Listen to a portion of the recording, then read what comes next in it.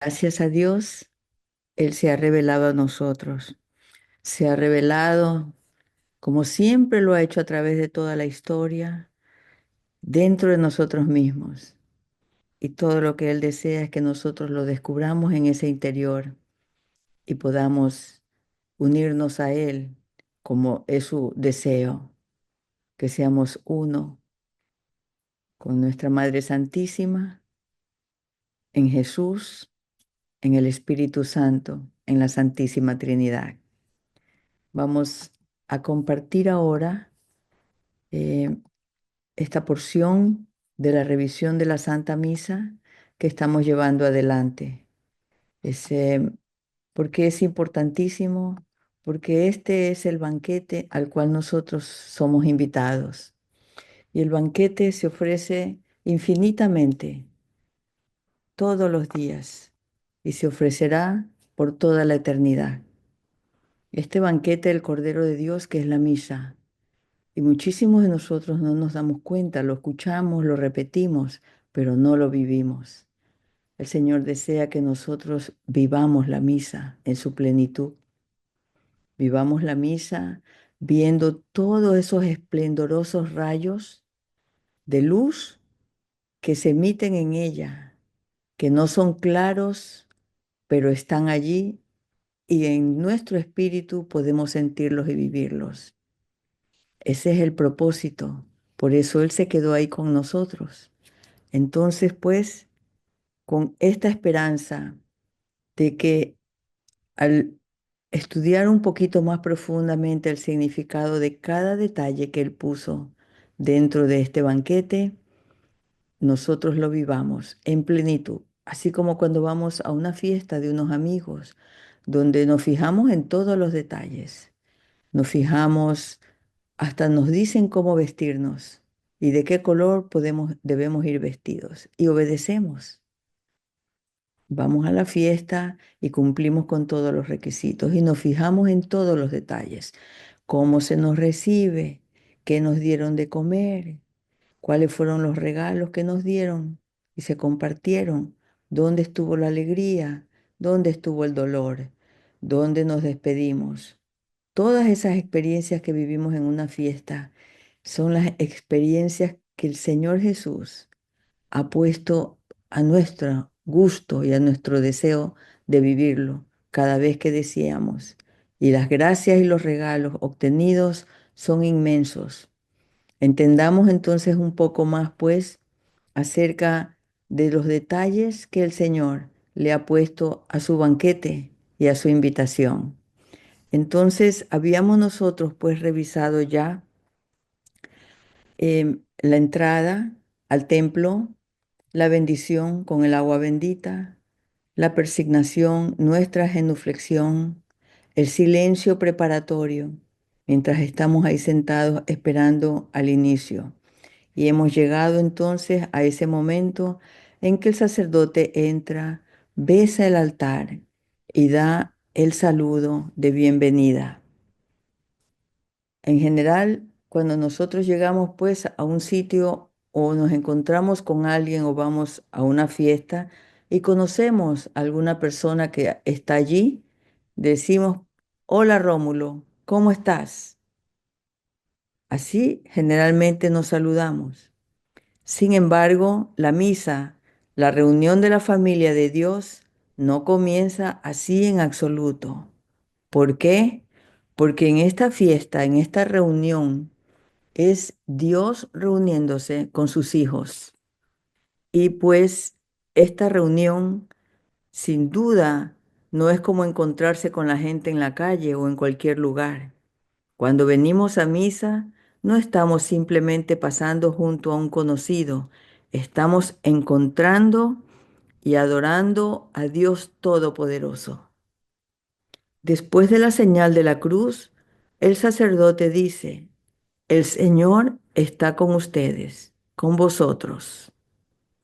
O tal vez una de las otras versiones que da el misal, como la gracia de nuestro Señor Jesucristo, el amor de Dios y la comunión del Espíritu Santo estén con todos vosotros. O Gracia y paz de parte de Dios nuestro Padre y del Señor Jesucristo. Este saludo de entrada, que lo que vamos a hacer va a ser muy distinto de la rutina diaria, lo marca este saludo. Y además nos recuerda de algo muchísimo más grande, la celebración universal de la liturgia. Esto nos lo anuncia. Y la liturgia es Dios con todo su pueblo. Bien, entonces el sacerdote no está haciendo algo ordinario, está haciendo algo extraordinario, donde él no está diciéndonos, me alegro de verlos, o miren qué frío hace hoy. Podría dar la impresión de que nos limitamos a entrar a una charla familiar y eso no es lo que hacemos cuando entramos en la misa. Podríamos pasar por alto que algo sagrado está a punto de suceder. Y eso es lo que este saludo nos indica.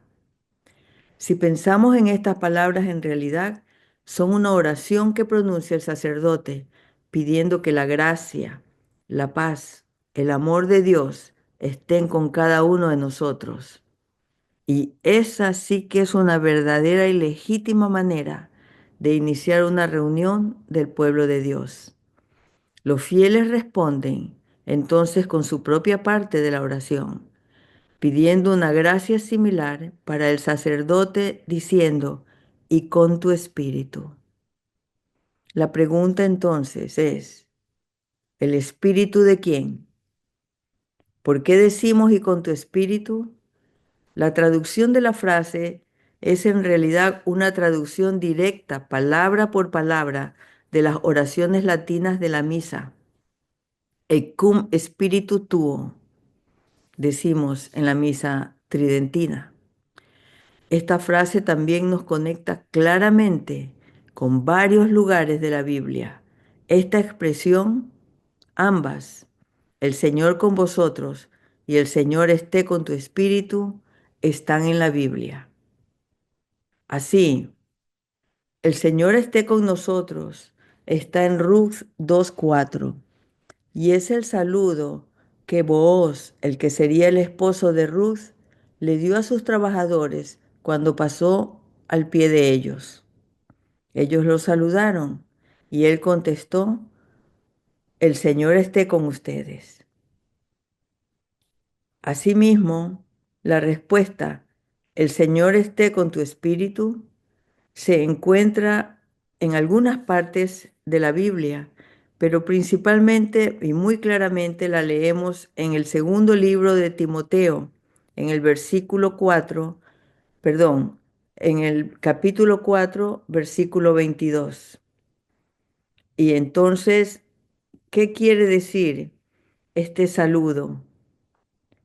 La respuesta y con tu espíritu está definiendo algo muy importante. Luego de que el sacerdote anuncia a la comunidad reunida para celebrar la Eucaristía que el Señor está verdaderamente presente, como Jesús lo había prometido, donde dos o tres se reúnen en mi nombre, allí estoy yo en medio de ellos. Entonces, por eso el sacerdote anuncia y dice, el Señor esté con vosotros. Dios está presente. Y en la fórmula latina se dice Dominus vobiscum, que no tiene verbo, pero que en la traducción se lee el Señor está con vosotros. Con todo, la fórmula puede ser entendida también como el deseo de que el Señor esté de verdad con nosotros para que podamos acoger el don de su gracia. ¿Qué hace la diferencia? La diferencia la hace básicamente en el estado espiritual y de gracia que cada uno de los presentes en la misa em, se encuentre, puesto que si en esta misa no hay bautizados o hay ateos presentes, el saludo se torna un poco difícil en la traducción porque en la forma original latina no hay verbo. Entonces, por eso en algunas veces escuchamos, el Señor está con vosotros. Eso indica que está en todos los presentes. Y el Señor esté con vosotros, entra o encapsula aquellas almas que podrían estar no en conexión con Dios, sea por su propia elección o por otras circunstancias. Em, Esto en realidad no tiene mucha importancia, pero sí nos ayuda a entender por qué en algunas formas de misales está como esté o como está. Bien, entonces ya vemos que estas líneas están en la Biblia, pero nuevamente, ¿qué significa aquí espíritu? Existen varias connotaciones al respecto. Algunos santos y escritores cristianos refieren que espíritu no se refiere al alma del sacerdote, sino al Espíritu Santo que ha recibido a través del sacramento del orden.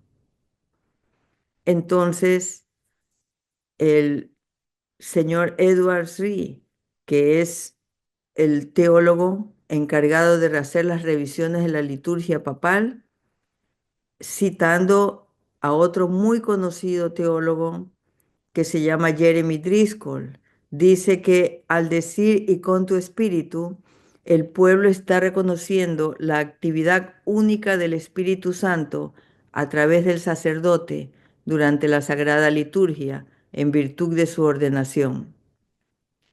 El pueblo se dirige al espíritu del sacerdote, es decir, a esa parte interior más profunda de su ser, en la que ha sido ordenado precisamente para liderar al pueblo en la acción sagrada. Entonces, cuando decimos, y con tu espíritu, estamos diciendo, en efecto, sea ahora el sacerdote para nosotros y conscientes de que solo hay un sacerdote, Cristo mismo, y de que éste que ahora les representa debe estar afinado para desempeñar bien sus deberes sagrados. En el libro Un paseo bíblico por la misa, página 28.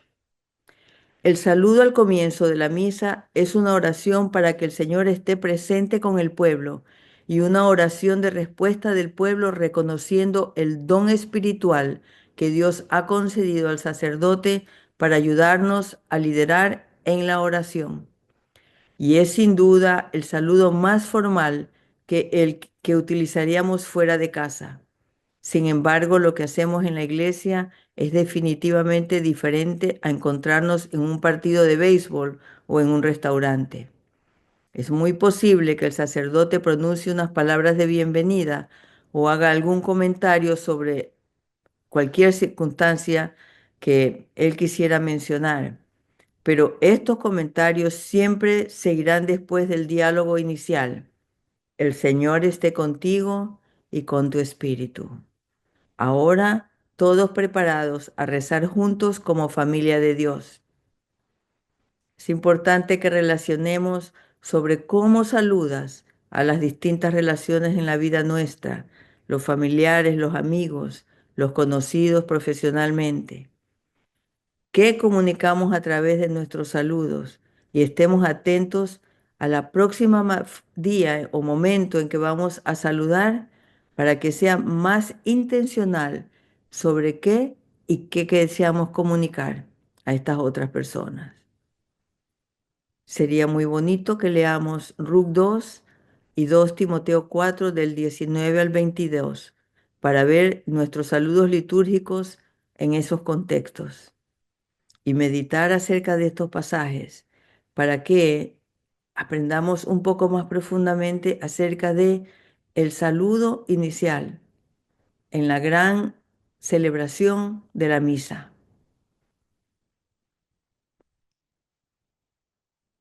Ahora vamos nosotros a analizar el siguiente paso, que es el acto penitencial. Después del saludo del sacerdote y la respuesta del pueblo, al comienzo de la misa, participamos en el acto penitencial. Suena a penitencia, pero no hay que preocuparse. Es algo bueno. Durante el rito de entrada, recordamos que estamos en presencia de Dios. Y si somos realmente sinceros en este momento de oración, nos damos cuenta de que Dios, que es todopoderoso, está en medio de nosotros. Y entonces, por supuesto que tenemos que reconocer la necesidad de purificarnos. Así, reconocemos que cuando nos encontramos con Dios, debemos acercarnos con un corazón puro.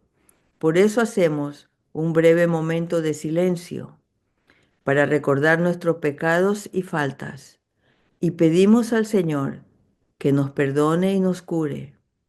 Tras el momento del silencio, el sacerdote dirige a la comunidad en el rezo de una de las tres oraciones posibles, conocidas como opciones A, B y C. ¿Cuál es la historia del acto penitencial? Así como todas las partes del santo sacrificio, encontramos descripciones del acto penitencial en las primeras descripciones de la misa. Una de las primeras descripciones de la misa la encontramos en un libro llamado Didaché o Didaqué, que significa enseñanza a los apóstoles y que es un legado de los mismos primeros apóstoles.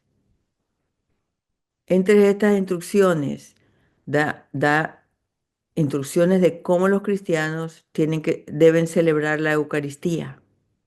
Y así leemos en él: reúnanse el día del Señor, partan el pan y ofrezcan la Eucaristía, pero antes hagan confesión de sus faltas, para que su sacrificio sea puro. Durante mucho tiempo, este rito solo concernía al celebrante y a sus ministros. Antes de subir al altar, permanecían en oración silenciosa, tendidos boca abajo, como se hace aún en la liturgia de los Viernes Santos o en las misas tridentinas. Ahora esto se hace de una forma participativa diferente. Así, lo que hacemos es una mirada sincera a nuestro interior durante el acto penitencial, que nos ayuda a ser conscientes de nuestro pecado y, lo que es más importante, de nuestra necesidad de que Dios nos ayude a superar el pecado.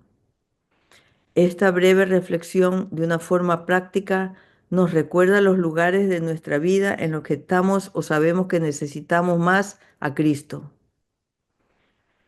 Si aún no habíamos pensado en una intención para unirnos a la ofrenda de la misa por parte del sacerdote, este puede ser aún un buen momento para pedir específicamente ayuda para superar un pecado concreto o quizás curarnos más de los efectos de los pecados anteriores.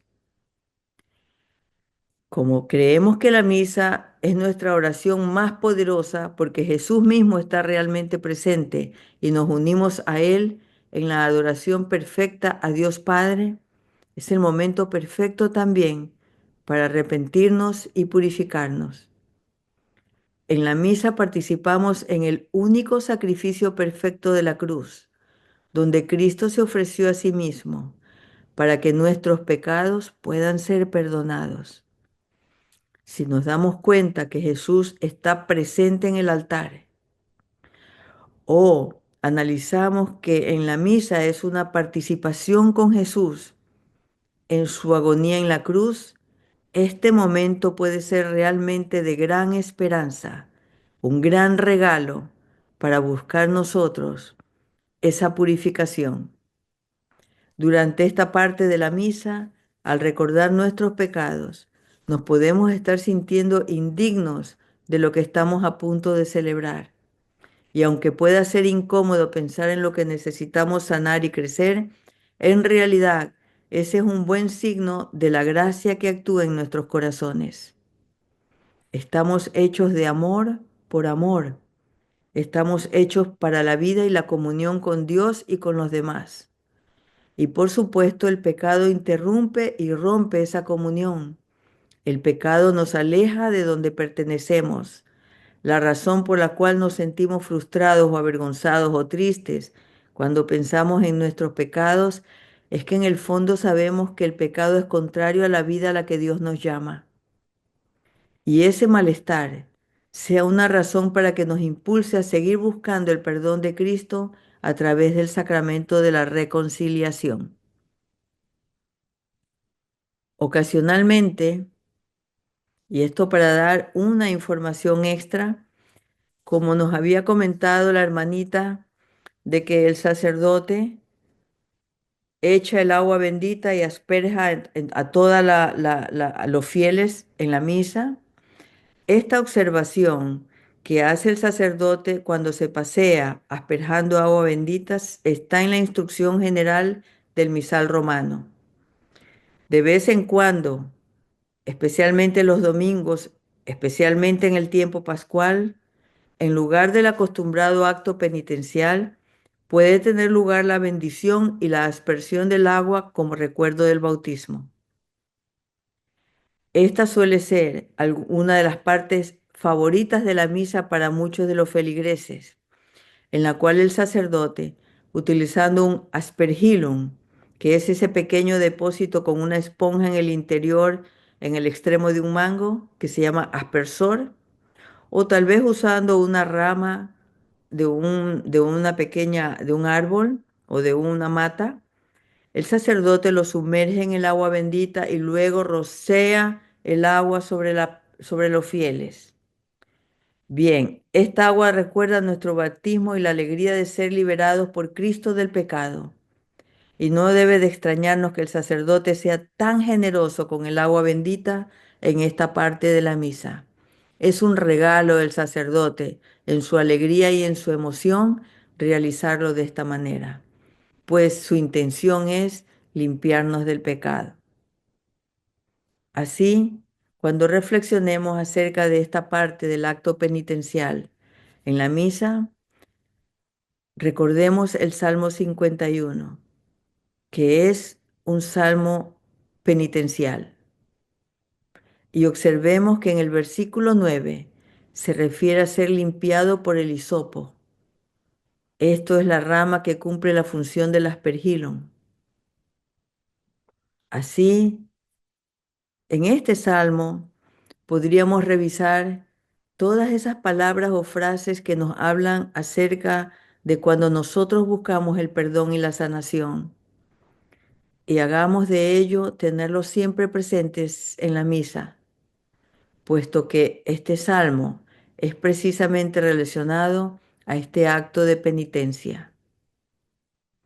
También es recomendable leer la primera parte del relato de Lucas sobre la aparición del resucitado a los discípulos en el camino de Emaús, Lucas 24, 13 al 24. Y observemos cómo Jesús invita a los discípulos a compartir lo que están discutiendo y con qué libertad expresan lo que tienen en mente y en el corazón. Pongámonos en esta escena y sintamos que Jesús nos invita a compartir lo que tenemos en nuestro corazón y seamos como los peregrinos de Maús. Abramos nuestro corazón y espontáneamente manifestémosle a Él lo que tenemos en nuestro corazón, lo que conocemos de nosotros mismos y lo que hemos visto, para así prepararnos a ese momento en que más tarde el Señor va a compartir el pan con nosotros, así como lo hizo con los peregrinos de Maús. Acércate al acto penitencial con esta misma libertad de poner todo tu ser ante el Señor. Bien, pues ahora vamos a hablar de las formas del acto penitencial. Entonces, el acto penitencial tiene tres formas diferentes, como habíamos mencionado, A, B y C. ¿Por qué hay tres? Porque cada una de estas tres oraciones ha estado presente en las celebraciones litúrgicas desde los primeros tiempos de la Iglesia. Aunque se parecen, en cada una reconoce la verdad sobre Dios, que es misericordioso, y sobre nosotros, que necesitamos misericordia, cada una lo hace de una manera distinta. El sacerdote tiene la opción de escoger la forma. La forma A, que se conoce como el confiteor, es la más popular y la más conocida. Es una oración familiar que comienza con las palabras: confieso a Dios Todopoderoso y a vosotros, hermanos. Esta oración nos ayuda a expresar el dolor por las faltas que hemos cometido de palabra y de obra. Reconocemos humildemente que hemos obrado mal y también que a veces hemos dejado de hacer el bien. Y luego, reconociendo que todos necesitamos ayuda, pedimos la intercesión de nuestra Santísima Madre, de todos los demás santos y de nuestros hermanos y hermanas que nos rodean. En todos sentidos, esta es una gran oración para recordarnos que todos estamos juntos en la vida cristiana. En el texto del misal romano se nos indica que nos golpeemos el pecho durante las palabras por mi culpa, por mi culpa, por mi gravísima culpa, que corresponden a las tres frases mea culpa de la versión latina. En toda la Biblia, golpearse el pecho es un gesto de humildad y dolor por los pecados, de arrepentimiento. ¿Por qué tres veces? Existen varias versiones y sugerencias, pero en general se considera que la triple repetición de la culpa expresa más plenamente el dolor por nuestros pecados. Esta línea de la liturgia nos ayuda a reconocer que pecar contra Dios no es un asunto ligero y que debemos asumir la responsabilidad por cualquier mal que hayamos hecho o por el bien que debiéramos haber hecho pero no hicimos. El confiteor también nos desafía a considerar seriamente cuatro áreas en las que podemos haber caído en pecado: en mis pensamientos y en mis palabras, en lo que he hecho y en lo que he dejado de hacer. Estos cuatro puntos sirven como un excelente examen de conciencia. Y antes de nuestra propia próxima em, reconciliación, buscando el sacramento de la confesión, pensemos acerca de estos cuatro puntos importantes que nosotros en el acto de penitencia lo decimos. Y busquemos e incursionemos en estas esquinitas para buscar esas cosas que tenemos que confesar ante el sacerdote. La forma A, que es la que acabamos de revisar, se puede sustituir por las formas B o C. Ambas están inspiradas en el libro de los Salmos. En el Salmo 51, por ejemplo. La forma B se practica con menos frecuencia y por tanto no es tan conocida. El celebrante reza: Ten piedad de nosotros, Señor. Y el pueblo responde: Porque hemos pecado contra ti. El celebrante continúa: Muéstranos, Señor, tu misericordia. Y el pueblo responde de nuevo: Y concédenos tu salvación. Esta forma, cuyo final recuerda el Salmo 85 en el versículo 8, reconoce que hemos pecado y pide el amor y la misericordia del Señor. Para la forma C, el misal ofrece 8 sugerencias para su uso. Cada una de ellas implica la repetición de las palabras: Señor, ten piedad. Cristo, ten piedad. Señor, ten piedad. Cada versículo de esta forma comienza con una declaración de reconocimiento sobre Jesús que se llama tropo. Por ejemplo, si hablamos acerca de la misión de Jesús: viniste a llamar a los pecadores, o a veces por su persona: eres Dios fuerte y príncipe de la paz. Estos son los tropos, que son esa parte de la declaración que hace el sacerdote. Estos versículos cortos nos ayudan a recordar quién es Jesús y lo que hace por nosotros. La pregunta es: ¿por qué la iglesia ofrece tantos conjuntos diferentes de estas oraciones? Porque Jesús es maravilloso y ni siquiera estas afirmaciones pueden expresar todo sobre nuestro amoroso Salvador. Imagina cuántos versículos diferentes serían posibles si quisiéramos incluir todos los aspectos del amor de nuestro Salvador por nosotros. No terminaríamos nunca en nuestra vida. Entonces, como dice la instrucción general del misal romano, después del acto penitencial, iniciamos siempre con el Kyrie eleison: Señor, ten piedad. a menos que ya se haya formado parte del acto, que se haya rezado como parte del acto penitencial. Con respecto al Kiri, podemos decir que esta triple súplica de la misericordia de Dios fluye adecuadamente después de la triple admisión del propio pecado en la oración anterior, el confiteor. Aunque el Kiri es principalmente una expresión de arrepentimiento, también puede verse como una petición, una oración que representa el grito del pueblo de Dios pidiendo ayuda en sus vidas. Toda esta conversación sobre la misericordia del Señor nos hace sentir tan queridos y esperanzados por las gracias que vendrán en el resto de la misa. Toda esta porción del rito de la misa es para abrir nuestros corazones y prepararnos realmente para el siguiente paso.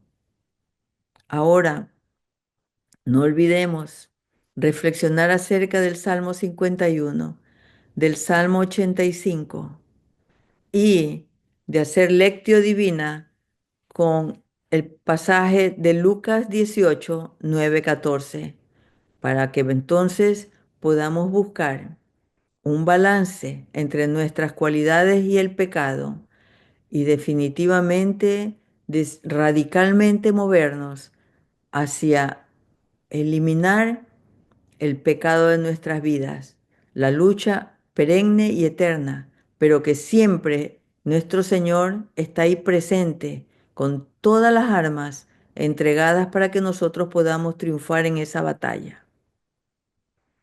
Para terminar, esto que estamos haciendo en memoria de nuestro Señor Jesús, viene la siguiente parte que es la absolución penitencial. En la absolución,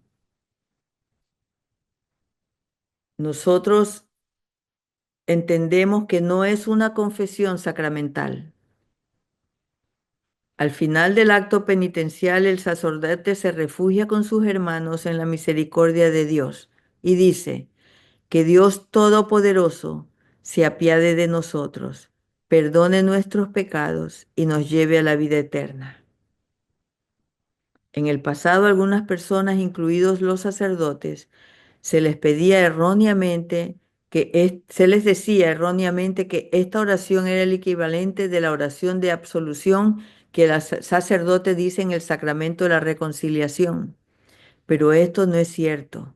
Así, en la instrucción general del misal romano está claramente explicado el por qué esta oración del sacerdote después del acto penitencial carece de la eficacia del sacramento de la penitencia, porque muchos hermanos pueden pensar que ya con esto ellos están absueltos de todos sus pecados.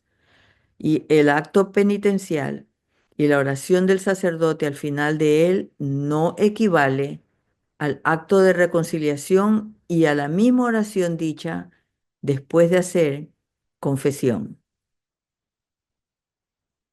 Entonces, el acto penitencial de la misa no es una confesión sacramental y por lo tanto no trae la remisión inmediata de los pecados mortales. El perdón de los pecados mortales debe obtenerse en el sacramento de la penitencia. También es importante recordar que una persona que ha cometido un pecado mortal no puede comulgar si no se confiesa previamente. Si analizamos estas palabras de la oración, esta explicación tiene sentido. El sacerdote simplemente pide al Señor que se apiade de nosotros, nos perdone y nos lleve al cielo. Esto es claramente diferente de las palabras de la absolución sacramental, donde el sacerdote en la persona de Cristo dice: Dios Padre de misericordias, por la muerte y resurrección de su Hijo, ha reconciliado al mundo consigo y ha enviado al Espíritu Santo entre nosotros para el perdón de los pecados. Por el ministerio de la Iglesia, que Dios os dé el perdón y la paz, y yo os absuelvo de vuestros pecados en el nombre del Padre y del Hijo y del Espíritu Santo. En el sacramento de la reconciliación, que también lo conocemos como sacramento de la penitencia o confesión, confesamos abiertamente nuestros pecados y se los decimos al sacerdote, mientras que en la misa los revisamos interiormente. En la misa ciertamente estamos reconociendo que tenemos pecados y que necesitamos la misericordia del Señor, pero no estamos llevando directamente esos pecados a Dios para su perdón como lo hacemos en la reconciliación. Entonces, aunque las palabras que el sacerdote pronuncia en la misa no son una absolución sacramental, eso no significa que no sean importantes. Así, el acto penitencial, si se dice con verdadera contrición, ayuda a obtener el perdón de los pecados veniales presentes, así como a suscitar un nuevo dolor por los pecados pasados que ya han sido perdonados. De este modo, nos ayuda a purificarnos y a participar mejor en la Santa Misa. Comprender la Misa, página 57. Como hemos repasado anteriormente, el sacrificio de la misa es nuestra participación en el único sacrificio perfecto de Jesús ofrecido en la cruz para el perdón de los pecados.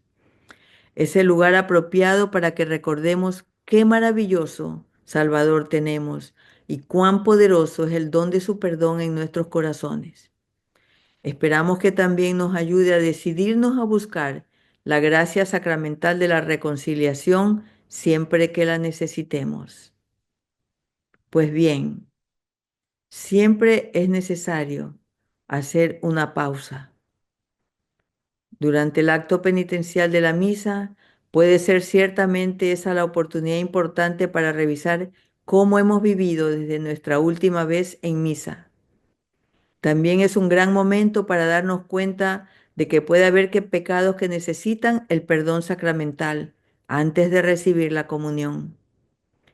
A medida que sigo creciendo en la vida como un fiel, tenemos que ir descubriendo que el acto penitencial es una de las partes más emotivas e importantes de la misa. Es un gran regalo porque nos permite recordar a dónde necesitamos la misericordia de Dios y aclamar su gran misericordia junto con todo el pueblo. Esto, por eso, nuevamente, lo que sigue es para mostrar nuestra gran alegría. Para reflexionar tenemos Lucas 1, 68 al 79, que es el cántico de Zacarías, donde refleja la confianza de Zacarías en la misericordia amorosa de Dios, tras su periodo de 9 meses de silencio antes del nacimiento de Juan el Bautista. Tomemos un tiempo para reflexionar en silencio sobre la misericordia de Dios en nuestra vida y tal vez podamos concluir rezando este cántico que forma muchas veces parte de nuestra oración matutina en los laudes. Así entonces, hermanitos, terminamos hoy nuestra enseñanza. Si alguna pregunta tenemos, pues aquí estamos, si podemos servirles y contestarla.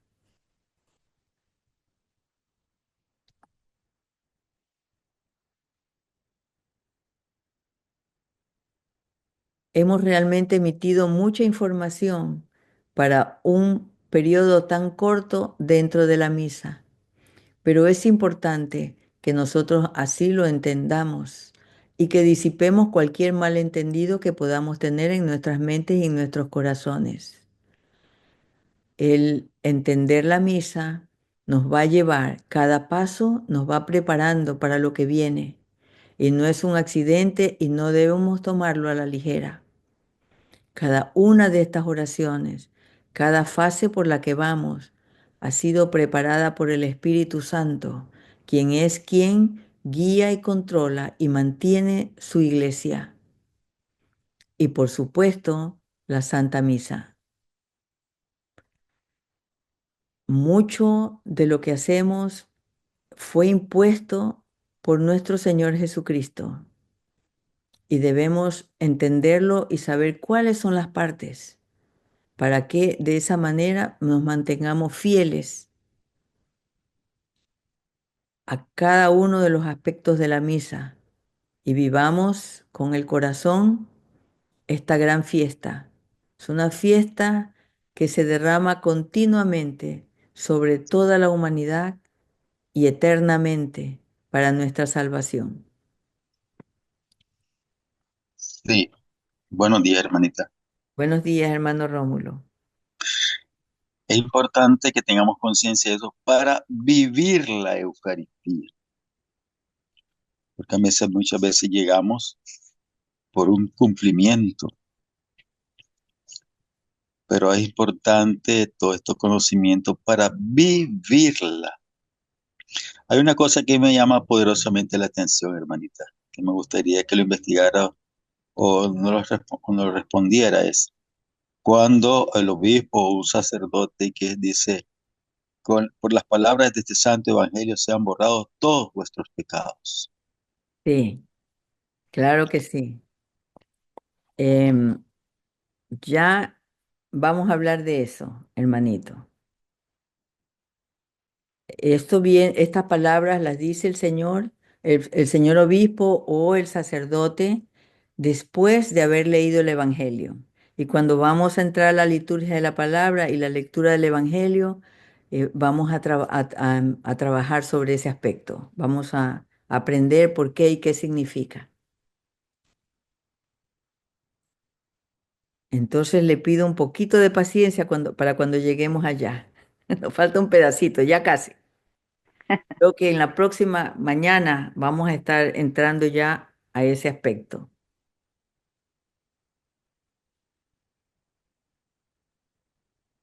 Bien, ¿alguna otra pregunta, hermanitos?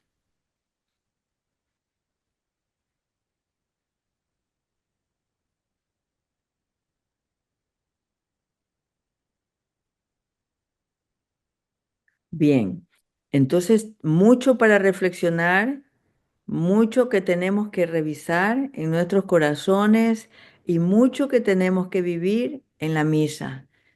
Aquellos que ya fueron a la misa hoy, continuamos en la reflexión y aquellos que vamos a ir a la misa. Vamos a mirar muy atentamente cada uno de los pasos que el sacerdote va llevando y viendo y entendiendo lo que ellos significan y hacia dónde nos van llevando. Bien, hermanitos, con la paz y la alegría que el Señor pone en nuestros corazones, nos despedimos hoy. Recordemos siempre, Dios es perfecto y en su sabiduría lo ha hecho nuestra salvación perfecta. Lo llevó al extremo para que no pueda quedar ni un chance de que nosotros en nuestro error o el enemigo en su intención pueda tener facilidades ni armas. Todo queda en nuestra voluntad, todo queda en no desearlo, porque el que desee y busque la salvación va a encontrar en este camino abundantes maneras de hacerlo. Es que no ha dejado nada al Señor sin cubrir, e incluso entregándose Él mismo por nuestra salvación. Y entregarse no una vez, sino millones de veces. Y lo va a hacer eternamente, para que no nos olvidemos nunca el precio de nuestra salvación y la valoremos en toda su intensidad.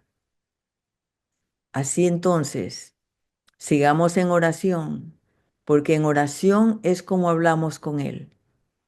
En oración se abre nuestro espíritu, ese espíritu que está dentro de nosotros desde el momento del bautismo. Esa insatisfacción que causa el espíritu cuando no estamos compenetrados con Él y buscando a Dios, porque el Señor imprimió su rostro en nuestras almas para que siempre lo busquemos, aunque no nos demos cuenta.